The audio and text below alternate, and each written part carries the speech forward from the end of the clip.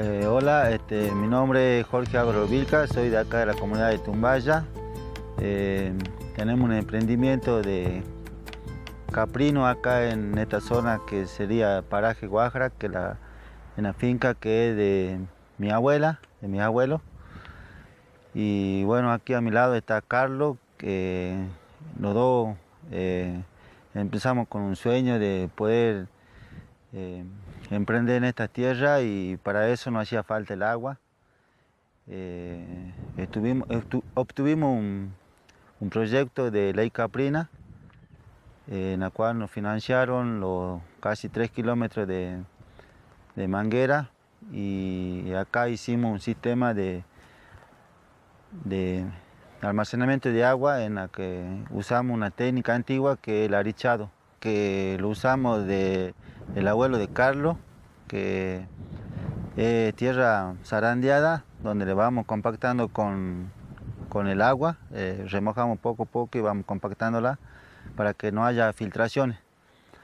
Y bueno, usamos un muro de contención cuando se almacena el agua para que pueda abastecer la fuerza que tiene el agua para que no salga lavándolo todo. Entonces usamos un muro de contención.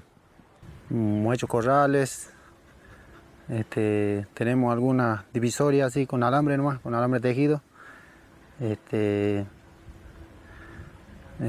Tenemos ahora cabras preñadas, cabras que están en gestación para el mes de octubre.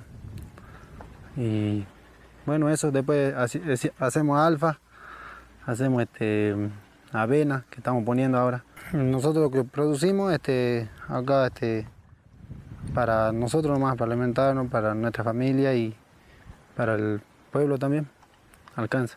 Es importante recuperar los saberes y haceres de los abuelos porque a través de ellos nosotros podemos volcar el conocimiento a estos terrenos y en la cual ya viene incorporado a nosotros ya que somos agricultores y fuimos ganaderos también, hijos de ganaderos y agricultores, así que qué mejor seguir los pasos de los abuelos.